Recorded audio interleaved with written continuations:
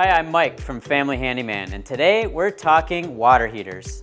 Now you're probably familiar with one of these. We all have them in our basement. It's a 60-gallon water heater, and they're great for most situations. It's been the standard for many, many years, but they cost about $500 to run one of these for the year. I've got a better situation that many people are moving towards, and that's a tankless water heater or on-demand water heater.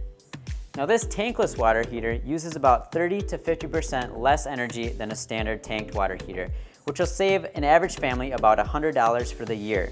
Add those years up and you're saving a lot of money over the lifetime of this machine.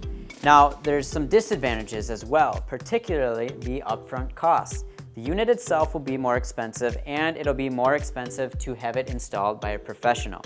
Now another thing to consider is that some of the smaller units may not be able to keep up with the demand of a larger family. If you're trying to run a shower, a dishwasher, and a washing machine all at once, you might want to cough up a few extra bucks and get a bigger unit. Now the technology on these larger appliances that run your home are getting better and better each and every year and more efficient with each model. So keep that in mind next time you're going to go replace or update one of these appliances for your house.